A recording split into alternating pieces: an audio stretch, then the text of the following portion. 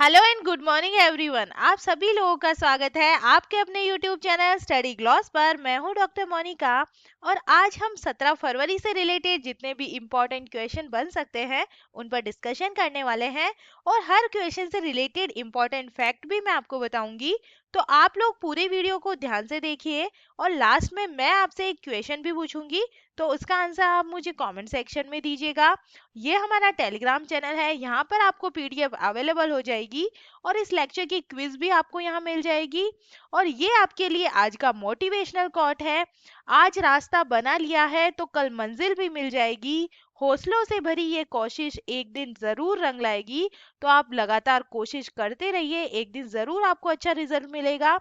तो चलिए इसी मोटिवेशनल कोट के साथ में हम स्टार्ट करते हैं आज का सेशन। फर्स्ट क्वेश्चन है, who has become the new chairman of central board of secondary education? केंद्रीय माध्यमिक शिक्षा बोर्ड के नए अध्यक्ष कौन बने हैं? तो ये बने हैं आईएएस विनीत जोशी बने हैं। आईएएस विनीत जोशी को सीबीएसई का जो नया अध्यक्ष है ये अपॉइंट किया गया है और वह आईएएस मनोज आहूजा की जगह लेने वाले हैं, जिन्हें कृषि और किसान कल्याण विभाग में विशेष कर्तव्य अधिकारी के रूप में अपॉइंट किया गया है। और मणिपुर कैडर के 1992 बैच के आईएएस अधिकारी श्री जोशी शिक्षा मंत्रालय के तहत उच्च शिक्षा विभाग में अतिरिक्त सचिव है और वह राष्ट्रीय परीक्षण एजेंसी के महानिदेशक भी है। और 2010 में भी उन्हें सीबीएसई अध्यक्ष की जिम्मेदारी मिली थी। और सीबीएसई के बारे में हम बात करें, central board of secondary education, यह एस्टेब्लिश हुई थी 2 जुलाई 1929 को और इसका हेडक्वार्टर न्यू दिल्ली के अंदर है। और इसके प्रेसिडेंट कौन बन गए हैं? विनीत जोशी बन गए हैं। टॉप 5 नेशनल रिक्रूटमेंट की अब हम बात कर लेते हैं। The new chairman of chief of staff committee, तो ये कौन बने हैं? मनोज मुकुंद नरवणे को बनाया गया है। India's new deputy national security adviser कौन बने हैं? विक्रम मिश्री बने हैं। New president of India Yamaha Motor Private Limited, ये कौन बनी है? तो ये इशिन चिहाना बने हैं। New director of national crime record bureau, तो ये कौन बने हैं? विवेक गोगिया को बनाया गया है। The new managing director of Hyundai motor India limited, तो ये कौन बने हैं? अंशु किम बने हैं। तो ये टॉप 5 नेशनल रिक्रूटमेंट थे, तो ये आप ध्यान रखिएगा। सेकेंड नंबर क्वेश्चन है, which state of India has the largest number of house hold electrified through solar based system under सौभाग्य योजना?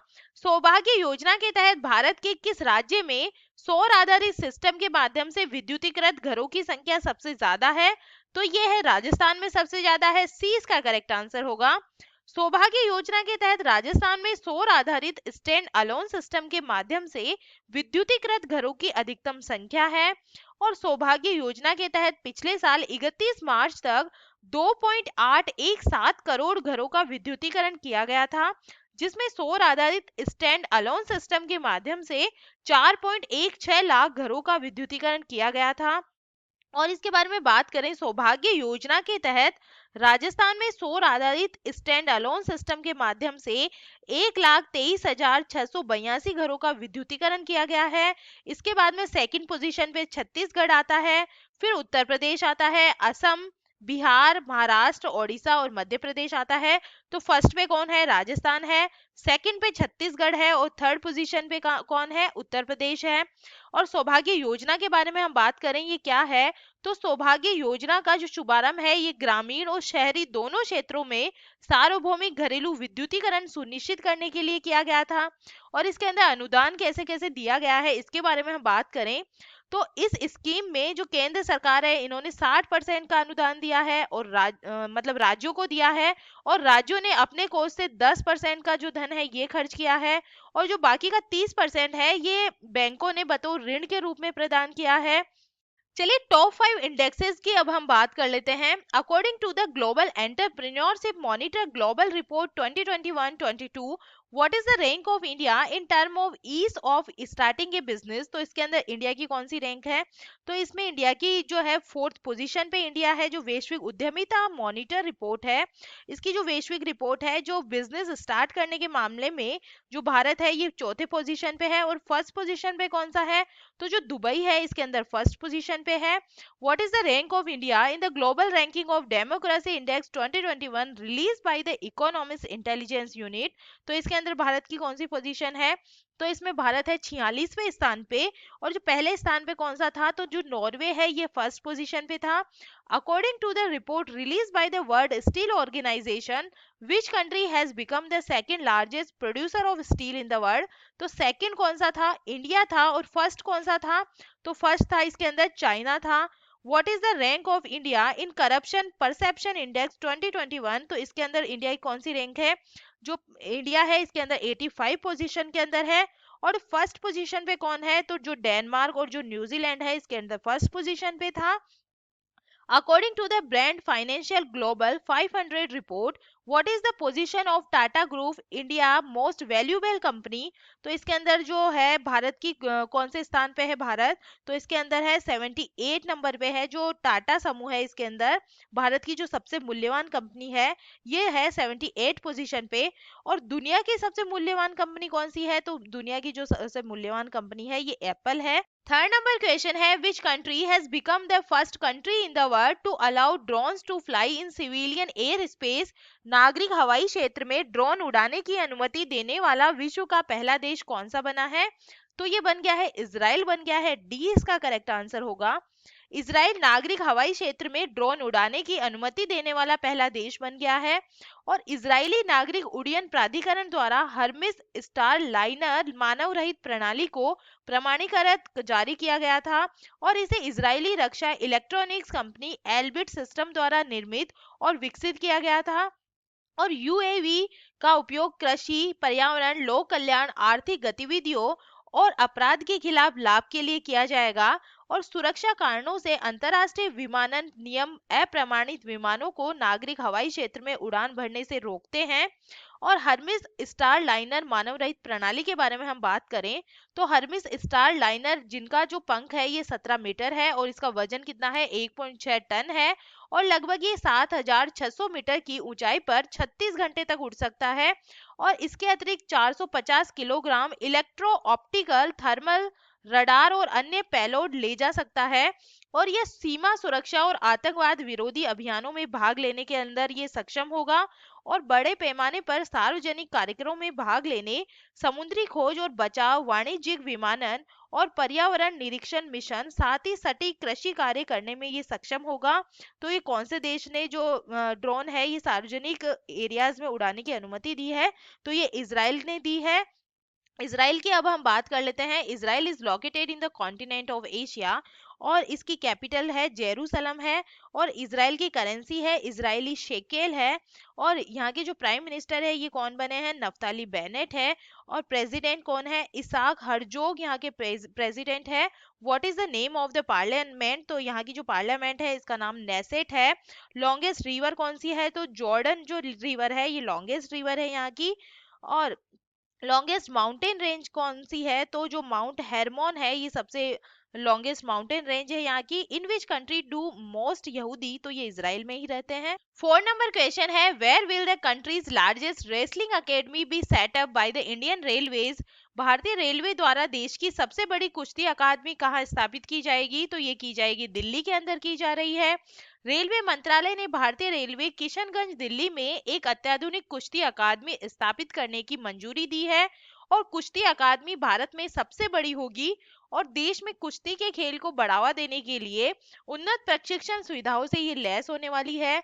और इस परियोजना की जो स्थापना है ये 30.76 करोड़ रुपए की अनुमानित लागत से की जाएगी। और मंत्रालय के अनुसार राष्ट्रीय ट्रांसपोर्टर ने देश में कुश्ती को बढ़ावा देने में महत्वपूर्ण भूमिका निभाई है। और भारत में अधिकांश कुलीन पहलवान भारतीय रेलवे से है। तो भारतीय रेलवे ने जो सबसे बड़ी कुश्ती अकादमी है ये कहाँ खोलने स्थापित की जाएगी, तो ये दिल्ली के अंदर स्थापित की जा रही है। 5 नंबर क्वेश्चन है, who has become the new MD and CEO of air India. Air India के नए एमडी और सीईओ कौन बने हैं, तो ये बने हैं इलकर आईसी बने हैं। ए इसका करेक्ट आंसर होगा। इलकर आईसी को एयर इंडिया का नया सीईओ और एमडी अपॉइंट किया गया है। और ये 1 अप्रैल 2022 को या उससे पहले जो अपनी रिस्पॉन्सिबिलिटी है ये संभालेंगे। और इलकर आईसी टर्किश एयरलाइंस के पूर्व अध्यक्ष है। इलकर एक विमानन उद्योग के नेता है जिन्होंने अपने कार्यकाल के दौरान तुर्की एयरलाइंस को अपनी वर्तमान सफलता के लिए नेतृत्व किया। तो एयर इंडिया के सीईओ कौन बन गए हैं? सीईओ और एमडी इलकर आईसी बन गए हैं। तो चलिए टॉप 5 एमडी एंड सीईओ की अब हम बात कर लेते हैं एक्स्ट्रा फैक्ट के अंदर।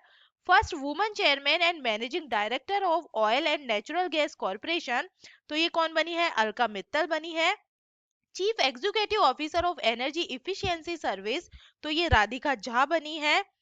Which Indian origin woman has been named as the global CEO of French luxury company Chanel? तो ये कौन बनी है? लीना नायर बनी है। New managing director of Indigo airlines, तो ये कौन बने हैं? राहुल भाटिया बने हैं। New CEO of Adani power and electrical power company, तो ये कौन बने हैं? शेर सिंह बी खयालिया बने हैं। तो ये टॉप 5 एमडी एंड सीईओ थे जो अभी रिसेंटली ये अपॉइंट हुए हैं। तो ये एग्जाम पॉइंट ऑफ व्यू से इंपॉर्टेंट है आपके लिए। 6 नंबर क्वेश्चन है, who has become India's first 100% plastic waste neutral company? भारत की पहली 100% प्लास्टिक वेस्ट न्यूट्रल करने वाली कंपनी कौन बनी है? तो ये बनी है डाबर इंडिया लिमिटेड बनी है। डाबर इंडिया पूरी तरह से प्लास्टिक वेस्ट न्यूट्रल बनने वाली पहली भारतीय कंज्यूमर गुड्स कंपनी बन गई है और इसने वित्त वर्ष 2021-22 के दौरान लगभग 27,000 metric tonne post consumer plastic कचरे का संग्रह, प्रसंस्करण और पुनर्चक्रण करके ऐसा किया है। और प्लास्टिक कचरा प्रबंधन नियम के तहत डाबर की प्लास्टिक कचरा प्रबंधन पहल 2017-18 में शुरू की गई थी और डाबर ने घरेलू प्लास्टिक कचरे के प्रबंधन के बारे में सामुदायिक जागरूकता बढ़ाने के लिए हिमाचल प्रदेश में एक नया पर्यावरण बचाओ अभियान शुरू करने की घोषणा की है और वे इस प्रतिबद्धता के हिस्से के रूप में कस्बों और गांवों में स्कूली बच्चों के साथ काम कर रहे हैं। उन्हें कचरे के विभिन्न रूपों और स्रोतों पर उन्हें छांटने के लाभों के बारे में शिक्षित कर रहे हैं और वे कचरे के डिब्बे, स्वच्छता सुविधाएं, आईईसी, सूचना शिक्षा और संचार सामग्री प्रदान करके सरकारी स्कूलों की सहायता कर रहे हैं। तो जो प्लास्टिक न्यूट्रल कंपनी है ये कौन सी बन गई है? डाबर इंडिया बन गई है। डाबर इंडिया के बारे में हम बात करें तो इसके सीईओ कौन है? तो मोहित मल्होत्रा इसके सीईओ है। हेडक्वार्टर गाजियाबाद के अंदर है। फाउंडर एस के बर्मन है। एस्टेब्लिश हुई थी 1884 के अंदर। 7 नंबर क्वेश्चन है, where is the world famous Maru festival organised? विश्व प्रसिद्ध मरु उत्सव का आयोजन कहाँ पर हुआ है? तो ये हुआ है जैसलमेर, राजस्थान के अंदर ये होता है और राजस्थान के स्वर्ण नगर जैसलमेर में मरु उत्सव की शुरुआत हो रही है। 13 फरवरी से 16 फरवरी 2022 तक ये जो मरु फेस्टिवल है ये आयोजित किया जाएगा। मरु उत्सव के दौरान क्या किया जाता है? तो कई कल्चरल इवेंट के साथ में सेलिब्रिटीज नाइट का आयोजन होगा और पोखरन, खउड़ी और सम के रेतीले टीलों पर कार्यक्रम के साथ साथ मरुश्री, मिस मूमल, मूछ प्रतियोगिता, साफा बांध, मूमल महिंद्रा, ऊंट श्रृंगार और शान ए मरुद्रा, पणिहारी मटका रेस आदि जो कॉम्पिटिशन्स है ये ऑर्गेनाइज करवाए जाएंगे। टॉप 5 फेस्टिवल्स की अब हम बात करें तो जो हरेला पर्व है ये कहाँ मनाया जाता है? उत्तराखंड के अंदर मनाया जाता है। गुरेज पर्व जम्मू कश्मीर के अंदर मनाया जाता है और जो हरेली फेस्टिवल है ये छत्तीसगढ़ का है। और इसके बाद में जो आदिपुरम फेस्टिवल है ये तमिलनाडु का फेस्टिवल है और जो वांचुआ फेस्टिवल है ये असम के अंदर मनाया जाता है। तो जो मरु फेस्टिवल है ये कहाँ मनाया जाता है? ये जैसलमेर, राजस्थान के अंदर मनाया जाता है। 8 नंबर क्वेश्चन है, who has written the book how to prevent the next pandemic? How to prevent the next pandemic नामक जो बुक है ये किसने लिखा है? तो ये बुक बिल गेट्स की बुक है। चलिए इस बुक के बारे में हम बात करें कि इसके अंदर बताया क्या गया है। तो बिल गेट्स के द्वारा जो लिखित बुक है how to prevent the next pandemic, ये बुक इस साल मई के अंदर पब्लिश की जाएगी और इस बुक में बिल गेट्स ने विशिष्ट कदमों के बारे में लिखा है जो केवल भविष्य की महामारियों को रोक सकते हैं लेकिन इस प्रक्रिया में दुनिया भर में सभी के लिए बेहतर स्वास्थ्य देखभाल प्रदान करे। और उनकी अंतिम जो बुक है how to avoid a climate disaster, the solution we have and the breakthroughs we need, ये फरवरी 2021 में जारी की गई थी। और जो बुक पेंगुइन रैंडम हाउस द्वारा अंतरराष्ट्रीय स्तर पर नोपक द्वारा अमेरिका में ये पब्लिश की जानी है। चलिए टॉप 5 बुक्स के बारे में हम बात कर लेते हैं। तो जो invisible A tribute to Manohar Parrikar जो बुक है ये तरुण विजय के द्वारा लिखी गई है। Hope on my adventure on boats, train and planes from the book तो ये रस्किन बॉन्ड की बुक है। Legacy of learning book Savita Chhabra की बुक है। द इक्काबॉग जो बुक है ये जेके रॉवलिंग की बुक है। माई लाइफ माई मिशन जो बुक है ये बाबा रामदेव की बुक है। 9 नंबर क्वेश्चन है, when is the international childhood cancer day 2022 celebrated? अंतरराष्ट्रीय चाइल्डहुड कैंसर दिवस 2022 कब मनाया गया है? तो ये मनाया जाता है 15 फरवरी को मनाया जाता है। और हर साल 15 फरवरी को इंटरनेशनल चाइल्डहुड जो कैंसर डे है ये मनाया जाता है। इसे क्यों मनाया जाता है? तो ताकि इस मुद्दे पर होने वाली बुराई और इससे निपटने के तरीकों के बारे में अवेयरनेस बढ़ाई जा सके, और इस दिन बचपन के कैंसर के बारे में जागरूकता बढ़ाने और कैंसर से पीड़ित बच्चों और किशोरों, बच्चे लोगों और उनके परिवार के लिए समर्थन व्यक्त करने के लिए ये एक वैश्विक सहयोग का है, ये अभियान है। और बचपन के कैंसर के अंदर कौन कौन से टाइप है कैंसर के? तो इसके अंदर मेनली है ल्यूकेमिया है, ब्रेन कैंसर है, लिम्फोमा है, सॉलिड ट्यूमर्स है, सॉलिड ट्यूमर्स के अंदर जो न्यूरोब्लास्टोमा है, विलियम्स ट्यूमर है और जो बोन ट्यूमर है, ये सारे इसके अंदर इंक्लूड होते हैं। और इस दिन की हिस्ट्री के बारे में बात करें तो ये एक एनुअल प्रोग्राम है जो 2002 में चाइल्डहुड कैंसर इंटरनेशनल के द्वारा मनाया गया था। और जो 5 महाद्वीपों में जो 93 से अधिक देशों में 176 माता पिता संगठनों, बचपन के कैंसर से बचे संघों, बचपन के कैंसर सहायता समूह और कैंसर समाजों का एक वैश्विक नेटवर्क है। चलिए डेज की बात हो रही है तो टॉप डेज के बारे में हम बात कर लेते हैं जो रिसेंटली हमने जो फरवरी मंथ है इसके अंदर मनाए हैं। तो 1 फरवरी को हमने Indian coast guard raising day के रूप में मनाया है। 2 फरवरी को हमने वर्ल्ड वेटलैंड डे के रूप में मनाया है। 4 फरवरी को हमने वर्ल्ड कैंसर डे मनाया है। 8 फरवरी को सेफर इंटरनेट डे मनाया है। 10 फरवरी को वर्ल्ड पल्सेस डे मनाया है। 11 फरवरी को हमने international day of women's and girls in science मनाया है। 12 फरवरी को हमने नेशनल प्रोडक्टिविटी डे मनाया है। 13 फरवरी को हमने वर्ल्ड रेडियो डे के रूप में मनाया है। और 14 फरवरी को हमने इंटरनेशनल इपिलेप्सी डे के रूप में मनाया है। 10 नंबर क्वेश्चन है, recently Paisabazaar and which bank have tied up to offer Paisa on demand credit card? हाल ही में पैसा बाजार और किस बैंक ने पैसा ऑन डिमांड क्रेडिट कार्ड की पेशकश के लिए समझौता किया है? तो ये समझौता किया गया है आरबीएल बैंक के साथ में। डिटेल से बात करें तो उपभोक्ता ऋण के लिए एक डिजिटल प्लेटफॉर्म पैसा बाजार .com ने पैसा ऑन डिमांड की पेशकश करने के लिए आरबीएल बैंक लिमिटेड के साथ में साझेदारी की है, जो एक क्रेडिट कार्ड है जो विशेष रूप से पैसा बाजार प्लेटफॉर्म पर उपलब्ध होगा। क्रेडिट कार्ड के बारे में हम बात करें तो आरबीएल बैंक का credit card digital on boarding प्रक्रिया के साथ आजीवन निशुल्क होगा और ये कस्टमर्स को सामान्य व्यक्तिगत ऋण दरों पर समान क्रेडिट सीमा का उपयोग करते हुए आरबीएल बैंक से व्यक्तिगत ऋण प्राप्त करने के विकल्प प्रदान करेगा। चलिए 16 फरवरी के जो एमसीक्यू है जल्दी से हम इन्हें रिवाइज कर लेते हैं। फर्स्ट क्वेश्चन है, institute of chartered accountants of India के नए अध्यक्ष कौन बने हैं? तो ये बने हैं देबाशीष मित्रा बने हैं। ए इसका करेक्ट आंसर होगा। सेकेंड नंबर क्वेश्चन है, भारतीय अंतरिक्ष अनुसंधान संगठन ने वर्ष 2022 के पहले पृथ्वी अवलोकन उपग्रह EOS-04 को किस रॉकेट द्वारा लॉन्च किया है?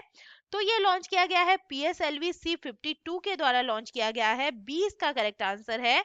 थर्ड नंबर क्वेश्चन है, ट्रांसजेंडर समुदाय और भिखारियों के लिए आजीविका और उद्यम समर्थन योजना स्माइल को किसने लॉन्च किया है? तो ये लॉन्च किया गया है वीरेंद्र कुमार के द्वारा लॉन्च किया गया है, ministry of social justice and empowerment के द्वारा। 4 नंबर क्वेश्चन है, अंतरराष्ट्रीय मिर्गी दिवस 2022 कब मनाया गया है? तो ये मनाया गया है 14 फरवरी को ये मनाया गया है।